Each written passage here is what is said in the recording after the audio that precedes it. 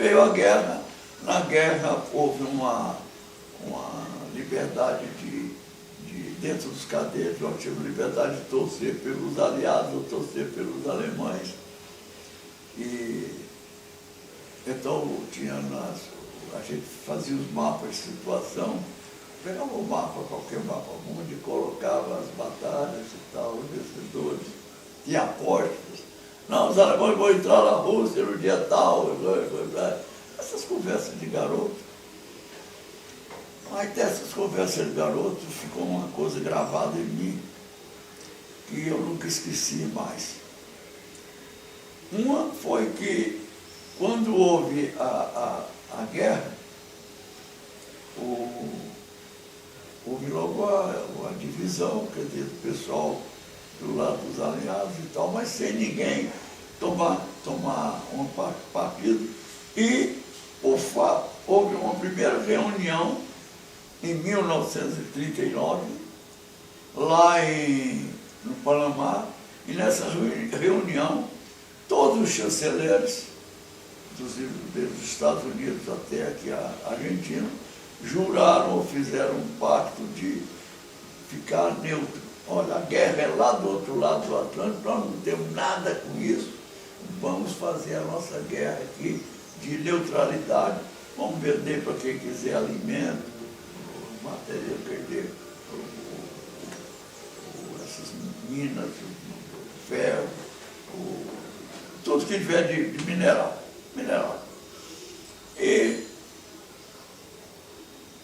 Mas isso foi não crescendo. E um dia os alemães mandaram um navio chamado Graf Spee. Eram uns couraçados ligeiros, e couraçados eram os navios de batalha dos alemães naquele época. Não era o navio, o porta-aviões. Eram encouraçados. Então eles chamavam encouraçado de bolsa. Ele já tinha cortado todos os detalhes do armistício dele e já tinha constituído o exército, já tinha feito e já tinha invadido a Alemanha. Então, nesse 1940, houve uma outra reunião em Havana. Esse avião entrou aqui nos fins de 39. Então, em 40, houve em Havana uma outra reunião. Reuniram outra vez todos, os caras foram lá e disseram, poxa, a guerra está aqui. Eles afundaram aqui 7 aviões, 7 navios ingleses, nas nossas águas, entendeu? Águas brasileiras, águas sul-americanas. Então estava a guerra, tinha saído de lá e tinha voltado aqui com os maridos dele. Então houve uma revolta, o pessoal todo, mas por que esse cara veio para cá e tal, essas discussões de botequim, até que o presidente Vargas, que era cercado de nazistas, de oficiais, quem os apoiava eram homens ditatoriais, com ideias ditatoriais de mando, não queriam passar o mando a ninguém. Então esses homens se manifestaram até em 1940, ele fez um discurso lá no Minas Gerais, naquele tempo era o cruzador Minas Gerais, e fez um discurso, o Vargas, o Getúlio Vargas, que fez com que o seu embaixador, que era o Oswaldo Aranha, que era um homem muito pró-aliado, viesse aqui 4 dias de viagem, que era 4 dias de avião. Ele veio aqui e disse, peraí, não faz isso, rapaz, você está maluco, nós estamos aqui na América do Sul, isso aqui é um bloco. Nós temos que defender, infelizmente, vamos defender o nosso terreno. Daqui a pouco esse sujeito se irrita aqui, vem tomar conta do Brasil. Ele considera o Brasil um mundo de mestiços, que ele facilmente pode tornar uma colônia dele. Bom, isso é o que eu acho que ele conversou com o Getúlio. O Getúlio modificou as suas atitudes e ele então, nessa reunião de Havana, foi decidido que se algum país sul-americano fosse agredido pelos países do eixo, que era a Itália, a Alemanha e o Japão, se qualquer um que fosse agredido, ele tomaria ou declarava guerra, ou cortava relações, ou não vendia mais nada para ele, fazia qualquer coisa, como uma troca de um cara que não tinha guerreiro, um guerreiro mesmo dos Estados Unidos, que ainda não era um guerreiro, estava com sua aviação, estava fazendo sua aviação, fazendo seus danos, seus pretextos de guerra, e pensando também em tomar o mundo como eles tomaram depois, e fizeram o trabalho dele. Mas naquele tempo, eles estavam defendendo uma democracia. Eles tinham lá um líder que se elegeu 4 vezes, o Roosevelt, que em 29, quando houve a catástrofe financeira de 29, como está vendo essa agora, que dá no centro, pois é. Aí ele conseguiu dar trabalho para todo mundo e tirar os Estados Unidos daqui. Então, nesse momento, nessa reunião de Havana, então eu disse, não, nós não vamos ficar neutros. Nós estamos neutros aqui, mas se algum de nós for atacado, a gente vai reagir. Abriu essa esperança.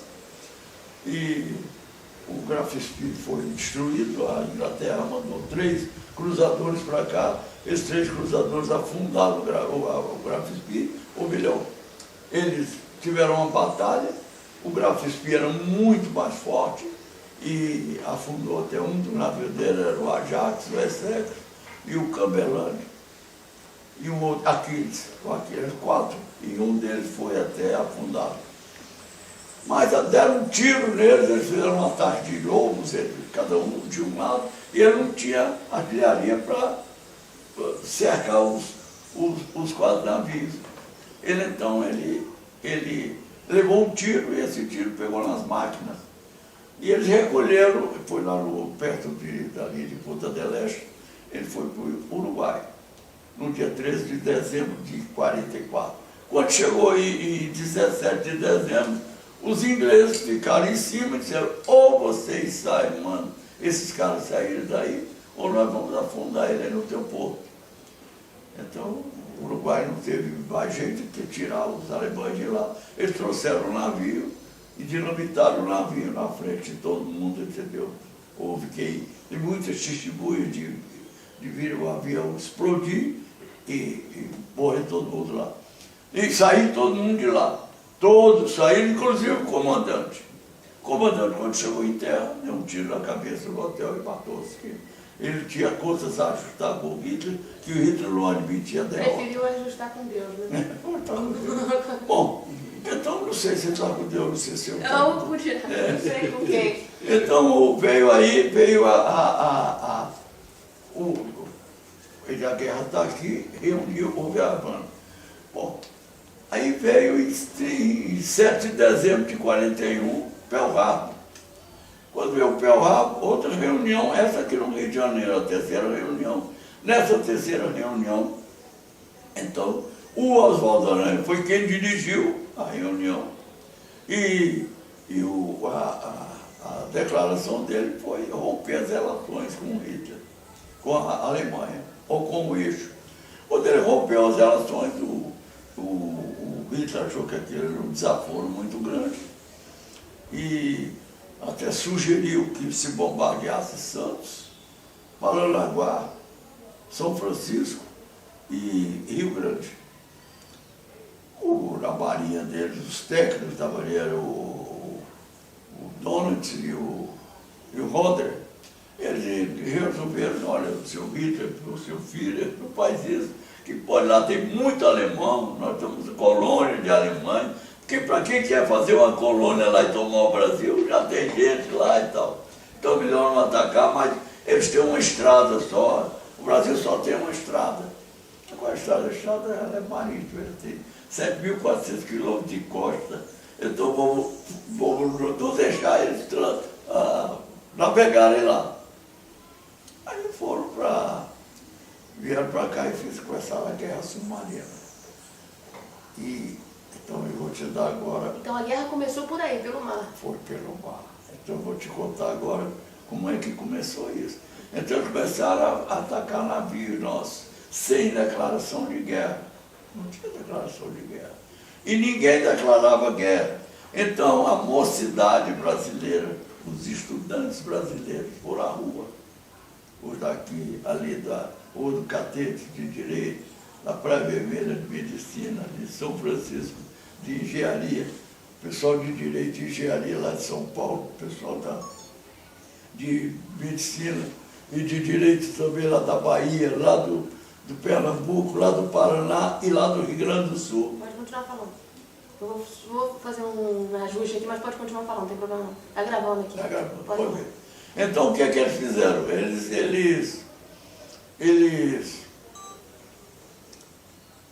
Vamos ver o que eles fizeram. Bom, eles foram à rua, queremos guerra, e ficou o pessoal indo, a polícia do presidente Vargas, que era aquela polícia especial, os cabeças vermelhas, entendeu?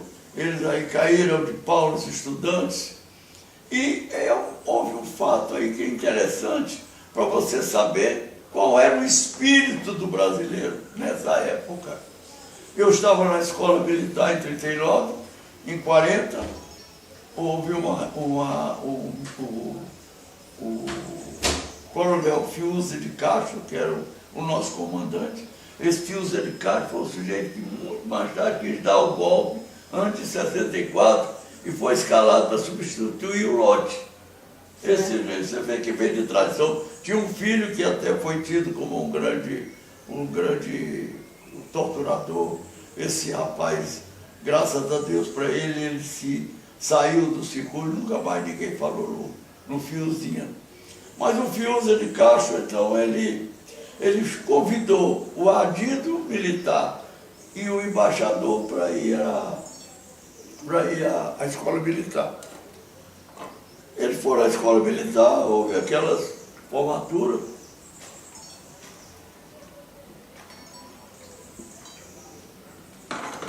Formatura, homenagem para ele e tal. E aí nós saímos da escola e fomos para um cinema que tinha em Realengo, que chamava Milímetro. Os cadetes chamavam de Milímetro, que era pequenininho, e aqui tinha 1 metro. Passeio, né, que era 1 metro. Então, 1 milímetro lá em Realengo e 1 metro aqui. Eu até assisti essa sessão sentado no chão. Você não falou, o Fiuza de Castro convidou o adido militar alemão e o embaixador alemão. Eu disse para ele, eu falei, você não ouviu, você é tudo. Não ligo para ele não. Então, ele chamou o embaixador e o adido militar. E fez uma lambança para ele, uma festa enorme. E disse agora, era o Menezes Cortes, que era o secretário dele, que foi daquele edifício Menezes Cortes, aí, foi diretor de trânsito aqui no Rio de Janeiro. Aí o Menezes Cortes veio e disse, olha, nós vamos começar agora uma sessão de cinema em que a Alemanha, com o seu poder, a sua liderança, ele pediu a adesão da Áustria e assimilou a Áustria. Ele juntou a Áustria e a Alemanha, fazendo uma grande Alemanha, porque ele falava alemão também. Então, quando houve uma traição lá, naturalmente, tem sempre traidores que fazem isso, né? O sujeito se entregou a Hitler, que os patriotas foram todos mortos, e ele, sem dar um tiro, ele tomou conta da Áustria. E então esse filme, ele fez uma questão, ele tinha um grande, o Goebbels, que você conheceu, o Goebbels era o sujeito da propaganda lá. Sim, do Hitler. Então o Goebbels pegou e fez daquilo um cavalo de batalha e apresentou aqueles desfiles dele lá na Áustria. E lá para as tantas ele colocou ele colocou o Hitler falando, foi explicar. Então ele pediu desculpa porque eu não estava traduzindo em português o filme, mas que os cadetes desculpassem.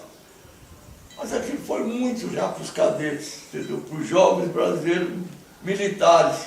Olha aí um cadete que estava vindo de 35, Revolução Comunista, estava vindo de 37, o Estado Novo, estava vindo de 38, Putsch integralista.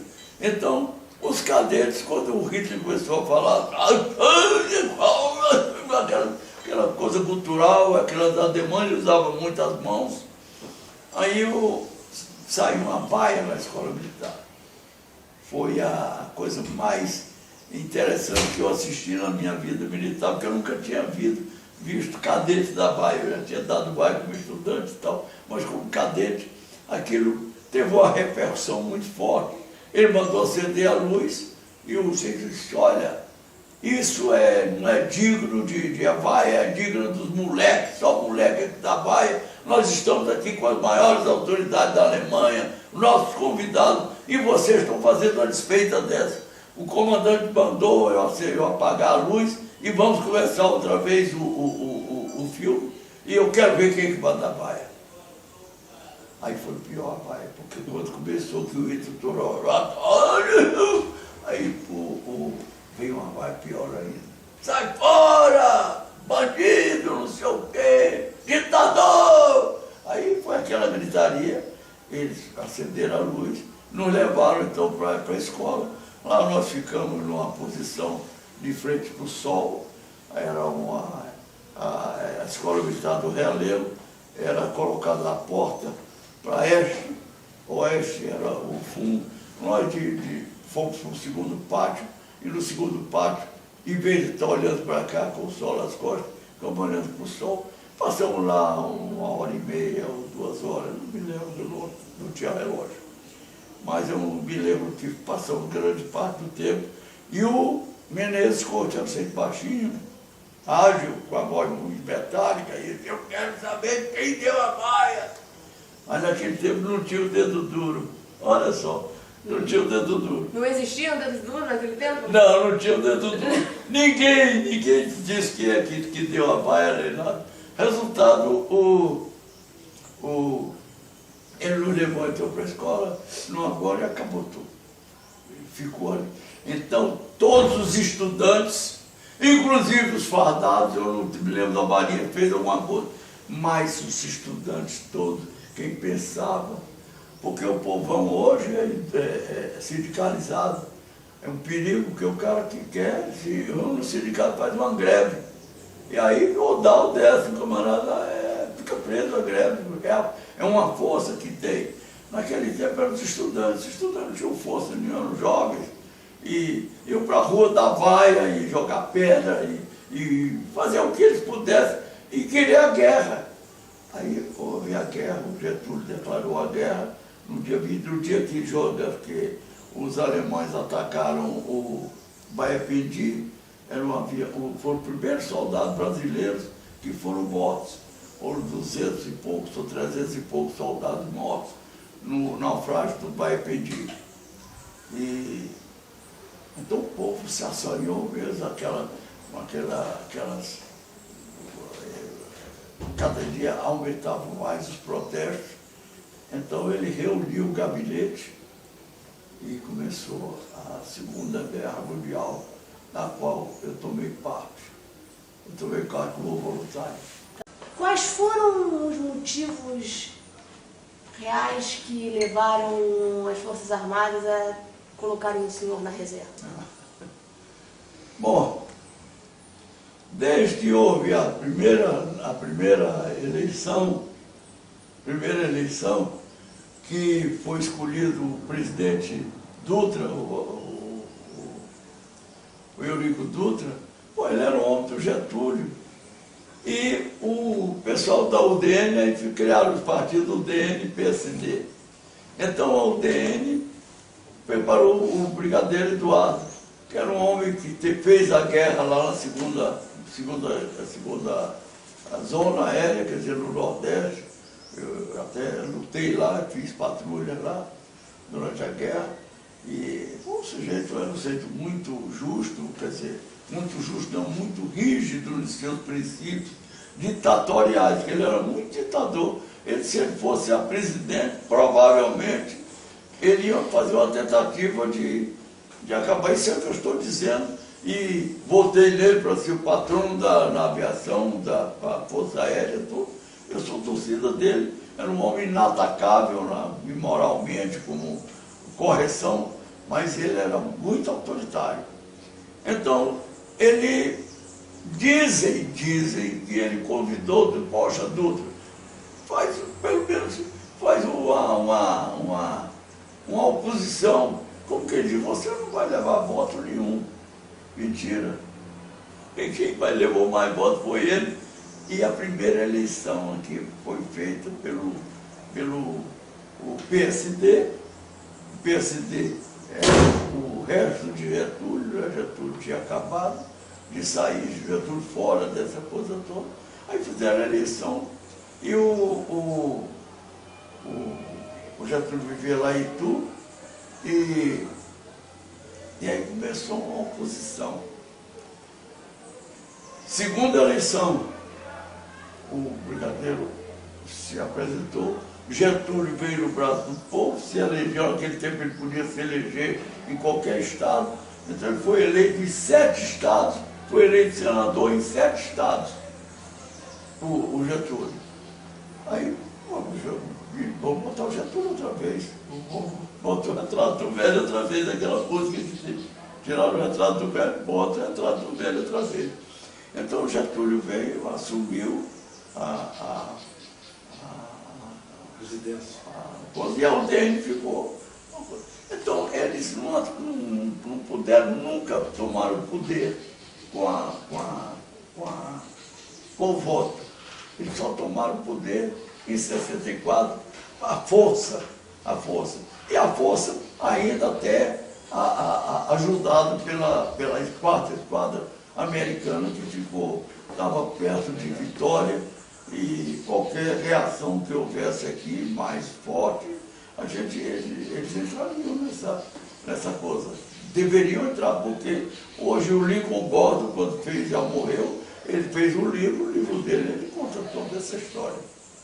Bem, e nesse negócio eu era quando veio a chamada Revolução, o golpe de 1º de abril, eu estava em Santa Cruz. Eu fui fazer um curso lá na Alemanha e foram me pegar lá, eu era um oficial novo, era tenente-coronel novo, e me convidaram para ser comandante da base.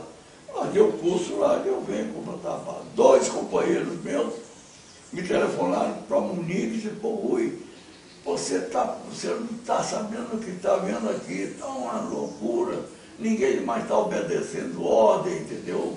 Os majores estão tomando conta disso, o pessoal do Eduardo Gomes tem que tentar golpe, conversa. Eu respondi de uma maneira como meu pai disse, me ensinou, olha, eu fiz Estado-Maior, fiz o curso superior de comando, já estagiei numa seção de comando. Chegou na hora de comandar uma unidade, essa unidade eu fui tenente, capitão, major, tenente, coronel e coronel dela. Então eu vou comandar Santa Cruz. Ah, mas o Lafayette também fez isso e teve que ser reformado. Pois se eu não conseguir comandar, peço passagem para a reserva, eu vou para a reserva também, não tem problema comigo não. Enfim, não houve nenhum problema comigo, houve o problema, mas que eu atalhei antes de haver o problema. Lá, muitos casos que houve lá na minha base, entendeu? De provocações, e eu agia, então só prendi 2 oficiais, uma vez prendi 2 oficiais, e mais ninguém soube. Era político, mas como eu, em vez de prender por político, eu prendi pelo regulamento. Artigo 10 do RDAE, crítica superior. Fiz uma crítica a umas conferências que eu promovi na base de Santa Cruz. E aí eu fiz meu comando lá, debaixo de uma tensão muito forte, atrás do Vila-Base, que eles chamam esqueci o termo militar, eu sei, prontidão, as prontidões e tal, os comunistas e não sei o quê. Pô, começaram a fazer, e veio a morte do garoto do Rubem Vaz, esse Túlio que dele chamou Rubem Vaz, em homenagem a esse garoto. Era um colega meu, entendeu? Foi da turma dele, foi minha. Eu dei instrução para a turma dele, fui cadete com ele e dei instrução para a turma dele. E passei um ano lá como instrutor e dei instrução para esses meninos.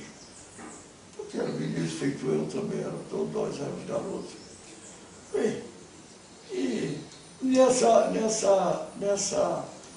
luta pelo poder, eles fizeram me prenderam lá em Santa Cruz, quer dizer, eu fui preso, eu até tive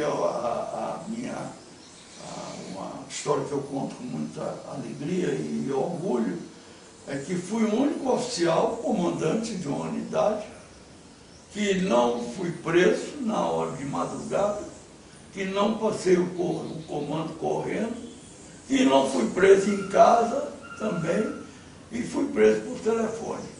E passei o comando todo em forma. Isso irritou muito esse pessoal, porque a minha atitude, e naturalmente quem pensou na hora de vocês, caras, se meter com o Rui, vai ter que matar o Rui, vai morrer gente, e é melhor não fazer isso, deixa que ele vai passar o comando às 9 horas da manhã, e passei, fiz ordem do dia, foi a casa de meu pai. Eu disse para o primeiro grupo de caça que morava lá, e o primeiro grupo de aviação embarcado, disse, olha, vocês estão montados em umas armas que podem destruir muita coisa, muita coisa. Eu vou lembrar vocês de uma caça que eu recebi em 1939, antes da guerra, que o povo desarmado merece o respeito das Forças Armadas. É este povo que deve inspirá-las em momentos graves e decisivos. No momento não atentando contra a vida dos teus concidadãos. Repito, no momento de loucura coletiva, deve ser prudente, não atentando contra a vida dos seus concidadãos. Essa foi minha ordem do dia. Então, disseram, não, o Rui quis levantar a base, não quis levantar a base. Apenas eu não posso dizer, passe o comando dessa base agora. Essa merda agora, foi o que o ministro disse no momento de raiva. Eu disse, ministro, eu não vou passar o comando agora, porque eu fui tenente, capitão, major, tenente, coronel dessa base. E não há motivo, não tem briga. Eu vou passar o comando, isso é um golpe, o senhor está dando um golpe aí, vou passar por um golpe, eu fico preso aí um dia. Era um golpe dentro do golpe. Era um golpe dentro do golpe. Aí eu passo o golpe do lote para entregar o problema ao Juscelino e ao Jânio. E aí veio o Jânio Quadro, veio outra vez com o Jânio, o João Goulart. O João Goulart sumiu e eles não fizeram mais o João Goulart, fizeram uma fofoca doida até tirar o rapaz lá do comando da Presidência da República. E alguns bate-boca, muita conversa fiada, mas eu não me deixei, eu digo, olha, o senhor pode achar que é uma merda, que é a base, mas eu acho que não é. Se o senhor disser que eu sou, aí eu fico à vontade, mas o senhor é outra, entendeu? Mas aí, agora, o senhor me colocar numa posição dessa e querer que eu passe o comando de madrugada, eu não vou correr, brigadeiro. E amanhã às 9 horas eu vou passar. O senhor veio me convidar, é meu convidado, como o senhor veio me passar de comando, quando eu recebi do Coutinho Marcos, aí eu passo o comando. O senhor faz aquele discurso, aquelas palavras bonitas que eu disse, que eu era oficial padrão da PAC. Aí ele me mandou uma palavra, eu mandei outra e tal. No dia seguinte me apresentei a ele, e quais são minhas ordens, você fica em casa e aguarde. Fiquei em casa, eu até estava fora de casa, fui almoçar fora quando me chamaram 3 dias depois, eu fui preso, fui parar no Barroso Pereira. No Barroso Pereira. Aí foi uma violência. Me puseram no Barroso Pereira, quando todos os colegas estavam no Leopoldino, que era um navio de turismo, com ar-condicionado, com comida boa, com camarote, não tinha calor, não tinha nada, tinha um sujeito, tinha um banho de sol. Barroso Pereira era um E navio o Barroso Pereira era um navio que estava no porto da ilha fiscal. De tropa. De tropa, de construída, de carregar tropa. Mas ele me colocou no porão desse navio, esse comandante. 3 dias depois, o meu comandante da guerra soube que eu estava fora dos companheiros. Aí ele telefonou para o Castelo Branco, que tinha sido meu companheiro de guerra também lá. Apesar dele ser general, eu era tenente, mas fui companheiro de guerra. Ele então, eu digo, olha, o Rui está diferente. Mandei ele para o outro, onde estão os colegas dele. Fui lá. Aí eu cumpri os meus 50 dias de prisão, até com 49, fui solto. Meu resultado do inquérito, não tem nada contra você, você não é subversivo, nada mentiroso. E assim eu vim, e aí passei a ser campeão sul-americano de prisão, qualquer coisa preso hoje. Eu era preso, nunca fui preso por motivo de político. Durante a questão do petróleo, muita gente foi presa e foi morto, foi torturado, foi morto, por defender o petróleo. Muita gente no governo do presidente Vargas, que foi um dos brasileiros mais úteis a esse país, porque foi ele que saiu do Brasil de café com leite para promover o Brasil como nação, entendeu? Igual às outras. Mas o senhor não considera o tempo que o senhor ficou preso, 49 dias, não considera isso como uma prisão política? Foi prisão política. Foi uma prisão política. Claro, que eu estou vendo. Não, eu nunca tinha sido preso antes. Não, antes, eu tinha sido preso por dar porrada do jeito, por não receber ordem. Não, essa ordem eu não cumpro, entendeu? Não era um indisciplinado, nunca fui por um oficial. Mas quando o centro me contrariava, eu não fechava a boca.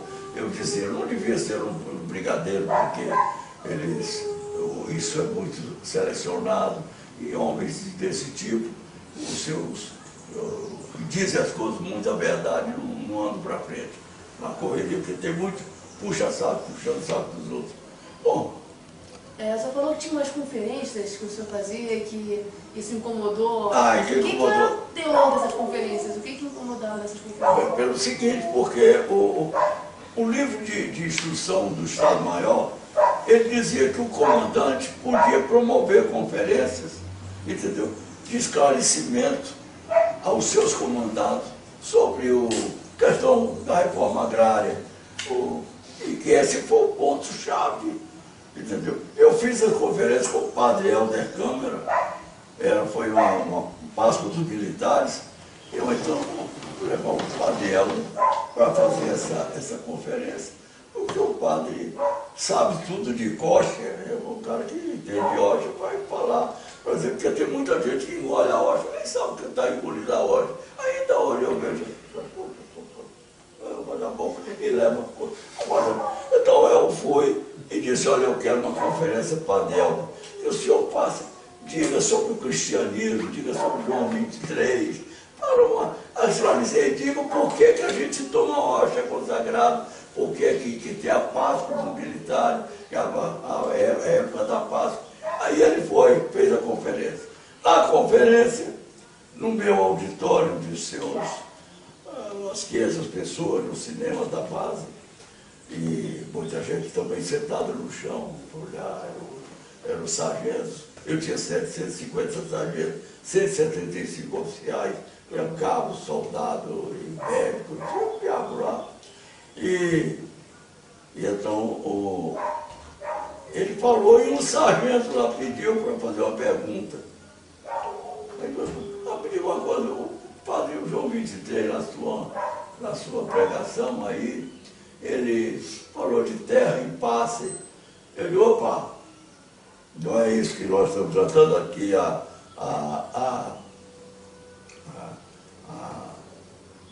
conferência. Nós estamos tratando de Páscoa dos militares. Padre Helder, o senhor está proibido de responder a pergunta. Não deixei responder a pergunta. A segunda conferência foi aquele menino, era o presidente da Câmara, do PSD, o mais conservador do mundo, chamava até o ministro Feijoada, gostava do Feijoada, entendeu? Paraibano. Quem é que se lembra do nome dele? Eu estou com a cabeça. Você devia ter na ponta da língua. Então o cara chega e vai fazer a conferência. Qual é o tema da conferência? Eu quero que o senhor fale sobre o que é a ditadura e o que é a democracia. Como é que uma e a outra funcionam. Aí ele fez uma belíssima conferência, ele era um político do PSD. Quando ela fez conferência, lá veio outra pergunta. E a reforma agrária? Eu, para com a reforma agrária, rapaz. Isso aqui nós estamos tratando de cristianismo, de ditadura, essa coisa horrível que tem aí, e vocês ficam perguntando aí sobre reforma agrária e tal. Aí, O senhor era uma pessoa que incomodava realmente. Já incomodava. Conferência de um sistema. Porque o Brasil inteiro estava influindo, estava nas reformas do Jango. Todo o Brasil queria as reformas que ele queria, que todo mundo quer hoje. Até hoje não foi feita a reforma agrária. Aí, e não vai haver, não houve ainda a morte dos cadáveres. Enquanto não houver a morte dos cadáveres, não paro de ficar falando para ver a terceira conferência. Aí foi a terceira conferência, eu chamei o sujeito que foi ser o chefe do gabinete do Castelo Branco. Chamava Beira Mato, era um colega meu, mas muito mais antigo do que eu, era coronel, ele não era general, era um coronel mais antigo do que eu. Era eu, as duas turmas na minha frente. Aí ele foi, eu pedi que ele fizesse uma conferência sobre uma conferência geopolítica, em que ele defendia Brasília, a solução de Brasília lá do centro. O Brasil saiu, estava aqui na beira d'água, olhando para o mar, de costas para a terra. Então a ideia era trazer o Brasil lá para o centro, como hoje está funcionando assim, embora que seja muito discutido isso, se foi feito em Brasília, se foi bom, se não foi. Eu acho que foi ótimo que foi ter sido Brasília. Porque todo mundo no Brasil hoje está integralizado, está integral. O Brasil já tem estrada de ferro, já tem estrada de rodagem. Podia ter mais, né? Podia ter muito mais, podia ter muito mais. Você sabe que podia ter muito mais. Eu também acho que podia ter mais, mas tem os momentos que o país está vendo. O Juscelino, quando ele fez Brasília, ele fez em 5 anos, ele fez uma cidade. Como é que esse sujeito eu consegui? Porque eu levei até tijolo lá para o Catetinho, onde eles fizeram o Palácio do Catete. Eu levei tijolo no seu 82. Mas bem, então, e fui comandante do GTR, lá do Grupo de Transporte Especial. Então eu estava por dentro de Brasília também, estava acompanhando a inauguração da cidade. Mas eu lá na terceira conferência, todo mundo falando de reforma agrária, e o Beira Mato disse, não, coronel, deixa eu responder a pergunta do sargento aí. Aí ele deu uma aula de reforma agrária, esse coronel Beira Mato. Eu disse, o que é falou nada. Ele falou o que representa a reforma agrária. É se você entrar num lugar, você tem que dar escola, tem que dar hospital, tem que dar ensino, tem que dar mantimento e tem que dar a comida que o sujeito come, que ele está produzindo, mas eles querem vender, é dele. É isso que é a reforma agrária. Não é difícil fazer a reforma agrária. Com um país monstruoso desse, que não fazem nunca, porque hoje está no super negócios aí, eles chamam de agronegócio. Bom, então eu chamei esse sujeito, fez a coisa. Quando ele fez eu vi que reforma agrária, nem que eu quisesse fugir, eu tinha que chamar, e chamei o Piero Neto, João Piero Neto, era um garoto de seus 38, 40 anos, 35, sei lá, novo. Era sobrinho do João Piero Neto lá, que estava fazendo Brasília, que era aquele prefeito de Belo Horizonte, que o Juscelino levou para fazer Brasília. Eles fizeram Brasília lá.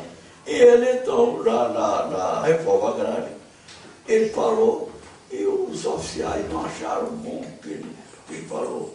Não acharam que ele fez uma crítica ao Congresso, que era o culpado de não fazer a lei da reforma agrária.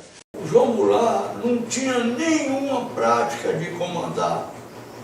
Nunca se meteu, era um sujeito agrário, ele tinha o dono de terra como presidente, comprou um dono de levas.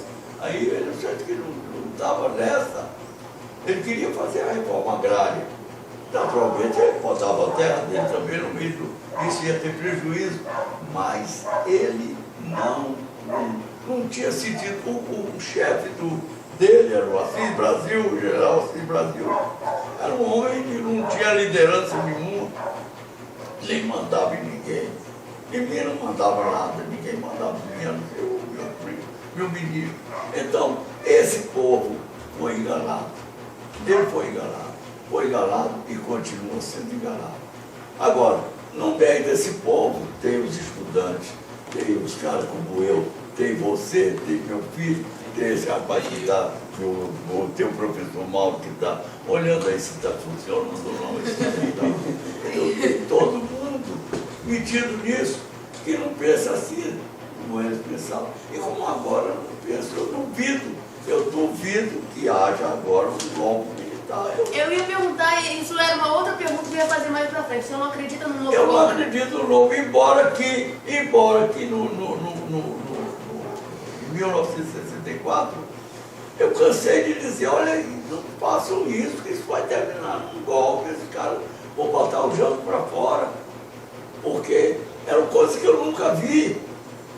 Eu nunca vi. O Brizola queria resistir, né? O Brizola queria resistir, o Brizola era um patriota, um centro de uma valentia, uma coragem fantástica. E foi ele que evitou e que colocou o Jango lá outra vez. Se não fosse aquela A cadeia da legalidade. Da legalidade, se morrer. Tinha gente, eu ontem telefonei para um garoto que estava lá aí.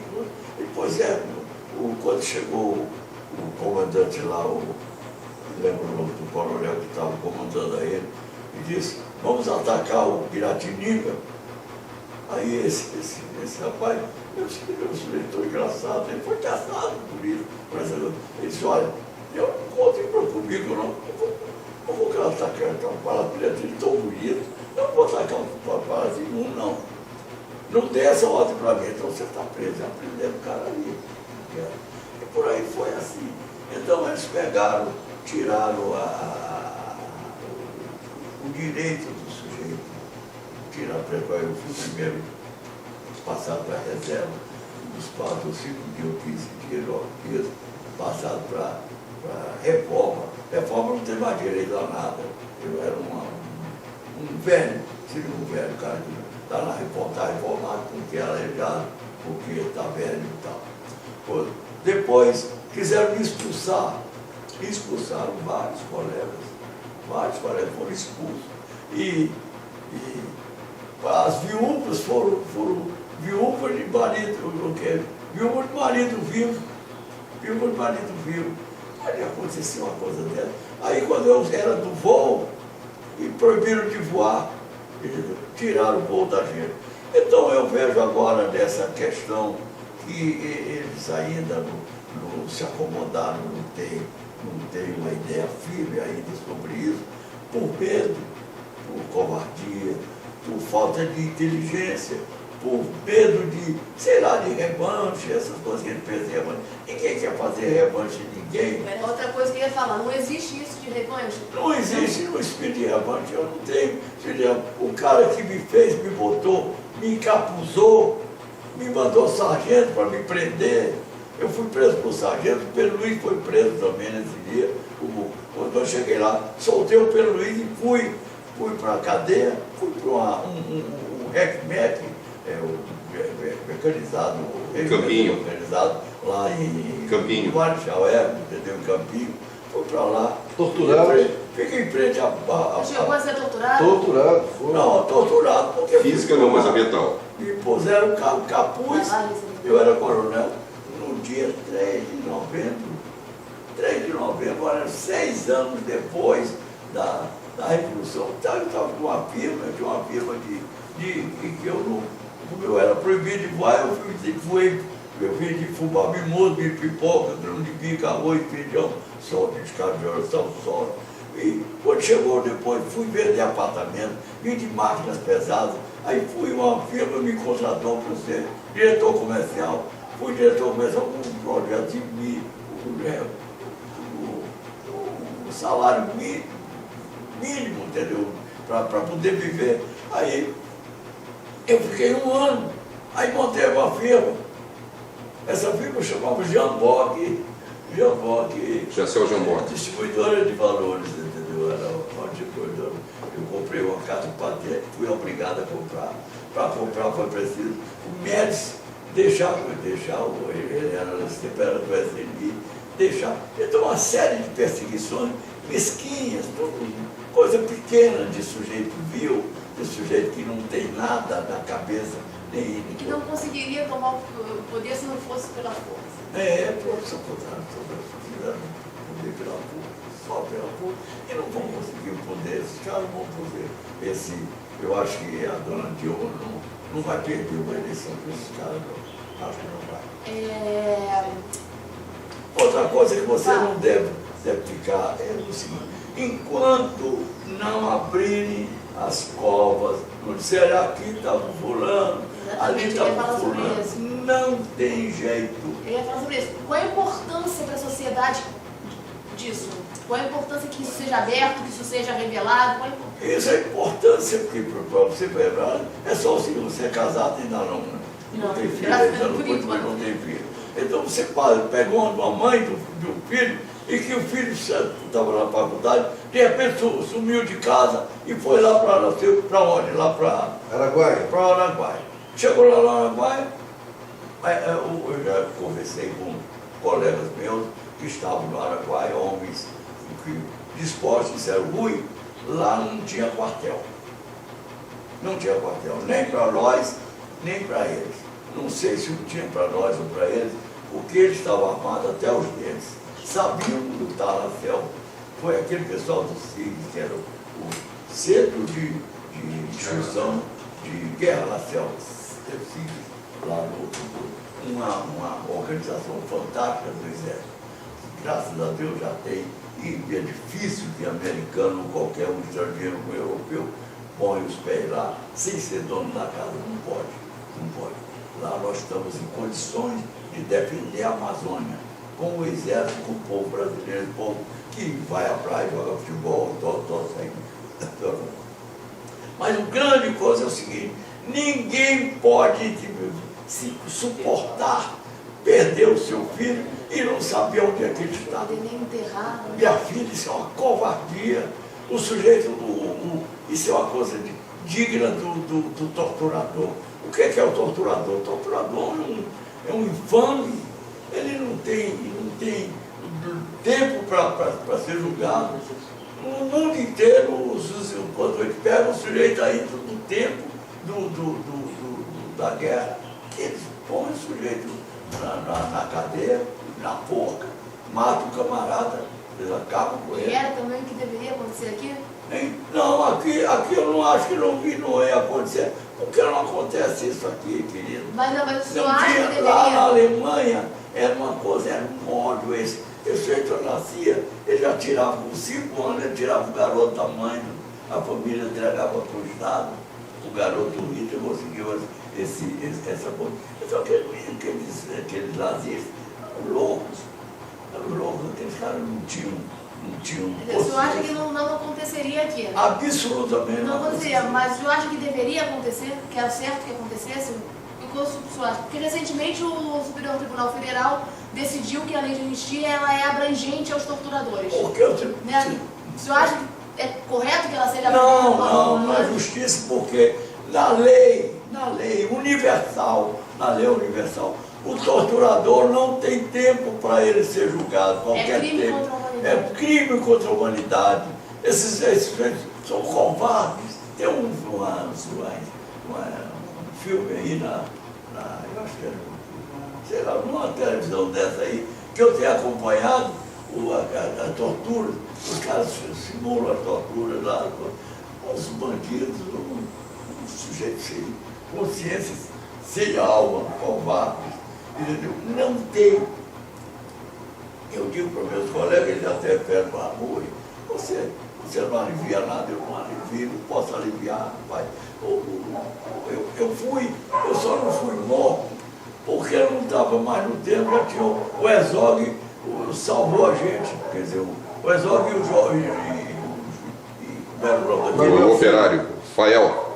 Manuel Filho. Filho, E a Fael. repercussão que teve essas mortes pois é, não deu espaço para ter outras, então né? quando eu fui para lá, fiquei fiquei 3 dias num lugar e que eu tenho uma carta aí, que eu achei a carta que eu escrevi, entendeu? Escrevi para o general Médici, dizendo, poxa, o coronel fui preso por sargento e fui preso num buraco em que tinha, tudo era chão de barro, a cama não podia deitar na cama, a cama era tripé. Entendeu? Houve quebra de hierarquia, então, né? Quebra de hierarquia. Eu chegava para ir fazer uma necessidade fisiológica, quando eu chegava lá, entrava andando por um corredor grande, chegava lá, aí vinha um soldado como esse menino aí, que esse aí tem 21 anos já, mas um soldado está de 18, 19 anos, o sujeito com a espingarda, ali me olhando, e eu sentado naquele,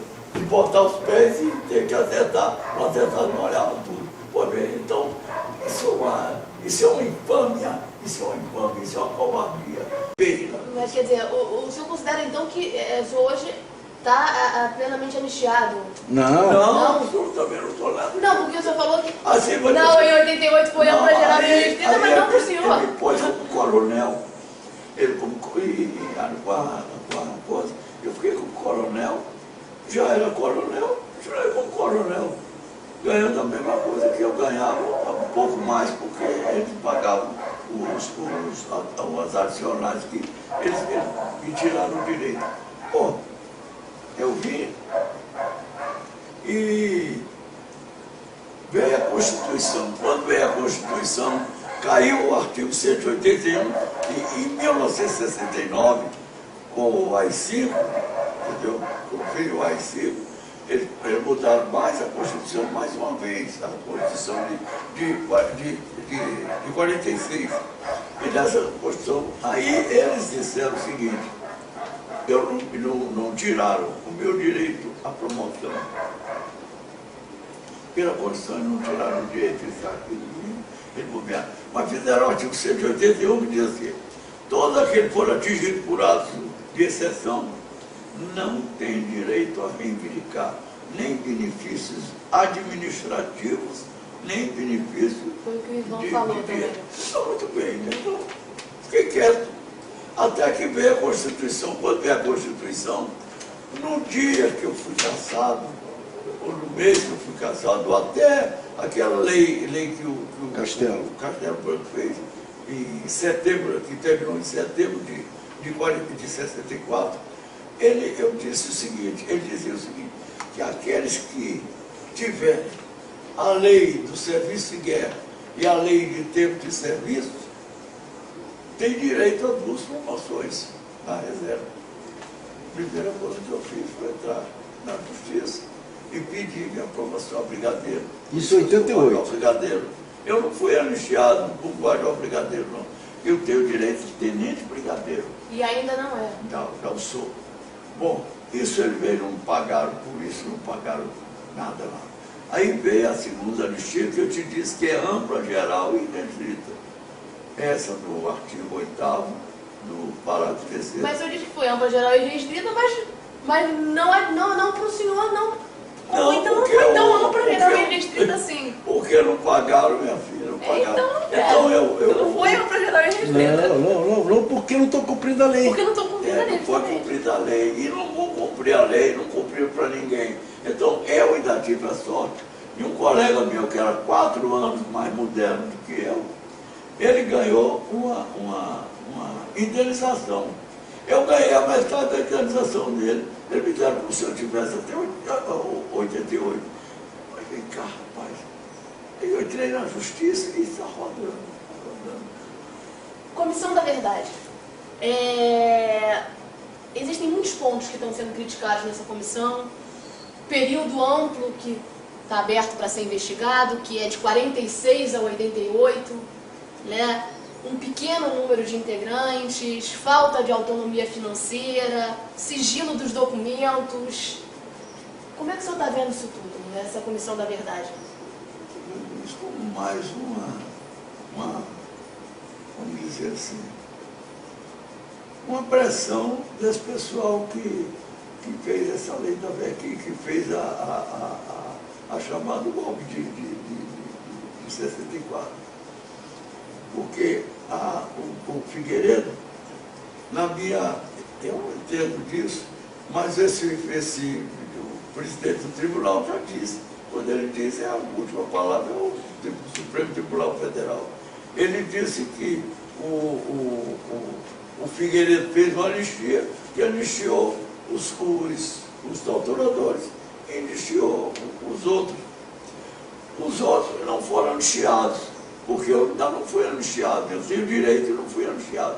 E os outros foram todos anistiados. Você vê esse Ustra, Brilhante Ustra. Brilhante Ustra, esse camarada, quando ele encontrou aquela menina, esqueci também o nome, aquela atriz de televisão, ela foi visitar, estava no Uruguai. Beth Mendes. Hein? Beth Mendes. Beth Mendes. A Beth Mendes, quando encontrou com ele, com o Ustra, você é o professor... O doutor Tibiriçá. Hein? Doutor Tibiriçá. Você é o doutor Tibiriçá. Não, o senhor me torturou. Aí foi um escândalo. E esse camarada não foi a general. Ele foi tirado de lá do... Ele era cônsul no Uruguai. Estava cônsul, não, era Adido militar. Bem, aí esse camarada veio para cá, não foi a general, ficou no ostracismo aí, tranquilo. Mas bem, aí os 3 clubes militares ofereceram um jantar de desagravo a esse camarada, mais de 700 talheres. Então, quando você me perguntou sobre o possível Novo golpe. o novo golpe, eu disse não, eu não acredito, porque tem muita gente, mesmo desse pessoal, que não participou. Tem gente que não sabe que eu fui caçado. Gente da aeronáutica aqui. Mas eu fui caçado por quê? Fui caçado.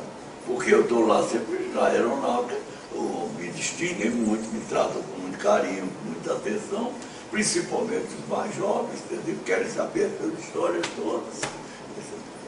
Uma coisa que tem sido Mas a temida, pergunta né? que quiser que se eu souber. Então, vamos lá. Porque há forte possibilidade de que haja presença de militares como membros da comissão, que não tenham sido torturadores, mas militares, né?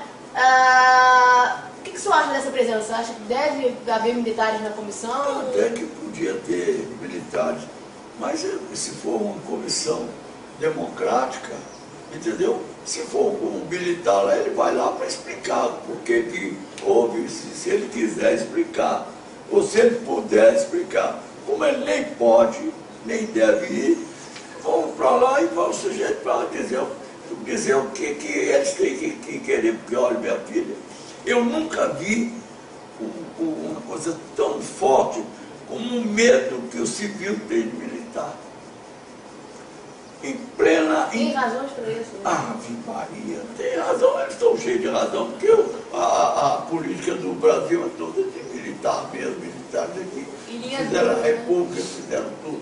Mas bem, mas eu quero te dizer o seguinte, quando nós estávamos lutando pela lei da anistia no Congresso Nacional, houve fatos incríveis, entendeu? No dia da votação da anistia, eu tive contato com o Afonso Arinos, que era da Arena, que foi da UDN, no tempo do Brigadeiro. Mas ele era de lá, ele era dessa turma, de PSDB, sei lá, tem tanto PS aí que eu não quero saber dele. Hoje em dia é uma loucura. Então esse camarada, esse Afonso Arinos, sujeito íntegro, e que teve Foi ele que fez um discurso histórico. eu né? tive o conhecimento com ele, então eu estava, às vezes, passava uma semana no Congresso, trabalhando isso, entendeu? A anistia, defender da Adinã. Então lá, o Afonso Arinos, eu pedi para ele para fazer o discurso no dia da anistia, que defendesse a anistia. Mas até o velho Afonso Arinos, nesse dia que ele ia defender, que estava eu fui ao Covas, que era o presidente do PSD, do PSDB, hein? PSDB. PSDB. Aí disse para ele assim, Senador? deputado Covas, ele chamava o senhor, deputado Covas, eu tive agora com o Afonso Arinos, o deputado era deputado dele, e ele me disse que ele estava muito alterado, porque o Ulisses Guimarães, um amigo dele, que era o que fez a Constituição, né, o grande Ulisses Guimarães, ele tinha tido um insulto cardíaco, estava lá na Policlínica, lá de São Paulo. Então. E saltou na cabeça. O cara fica todo emocionado, porque o cara está lá, salvou-se, está lá, não teve empate. Mas deu uma insistida. Não, meu filho, eu não vou fazer um discurso. Aí eu de bom. Estava correndo no Congresso que o ministro da Guerra, o Leônidas Pires Gonçalves, meu colega de turno, entendeu? O Leônidas estava ameaçando de fechar o Congresso. Eu comecei a fazer uma campanha. Isso era que ano? 88. 88, era a época da Constituinte, né? Verdade, 88. Aí ele falou, vem cá, rapaz, o Leônidas, conhece o Leônidas não é de fechar o Congresso coisa nenhuma, entendeu? Ele não tem essa bola toda para fazer isso. Ele foi porque era um político, um homem muito hábil, muito casado com a Doris é uma moça delicadíssima, chama o casal Vinho, ambos são lindos, todos dois bonitos, eram muito bonitos esse casal. E pô, ele na escola, foi na turma dele da artilharia, ele foi quase que o rei da turma dele. Foi. Não, é só um aviso aqui, mas não tem problema não. Pode continuar. Ele foi quase que o rei da turma, entendeu? Mas não era um cara brilhante de inteligência, era um cara que era político, ou seja, amigo da gente, morava ali perto de mim, pegava, quando ele se vestia, você, mas eu acho que ele fazia de brincadeira, de sacanagem, ele dizia assim, que tal que você vai, então tá lindo, mas poxa, você não vai passar disso e tal. Então o Leônidas foi o ministro da Guerra e ameaçou fechar o Congresso. Mas não fechou. Não fechou, porque eu não podia fechar, porque eu acho que não vou fechar nunca o Congresso. Acho que se a grande imprensa, enfim, redes de televisão, grandes jornais, se eles cumprem um papel satisfatório de informar sobre a ditadura. Não, ele não cumpre o papel satisfatório. Ninguém cumpre em lugar nenhum do mundo. Se você for na França, se for nos Estados Unidos, qualquer lugar. A mídia é a mídia. É uma mídia, devia ser mídia, entendeu? Porque ela não cumpre. Tem muito jogo de interesse nisso tudo. Mas se for no mano a mano, aí a gente ganha. Todo mundo quer saber. Porque isso aí, esses meus colegas, que eu estimo muitos colegas meus que não foram doutoradores, mas que não, deve esquecer, mas é porque você não foi preso, você não perdeu o direito de voar, você não passou o que proibido meus filhos ouvirem telefonemas desairosos que o sujeito utilizava uma linguagem chula e porca, entendeu? Me xingando pelo telefone, covardemente, eu não dizia o nome ficava escondido. Então, eu acho que sem a verdade, se não for para a verdade, pega uma rolha, você enfia a rolha no tanque, ela dá um salto quando sai, ela vai procurar a verdade. Eu gostei da metáfora. Pois bem, é isso mesmo. Até a rolha quer ficar lá na superfície para dizer o que está acontecendo. Não faz isso comigo, poxa. E como é que você está vendo a atuação da Dilma nessa questão?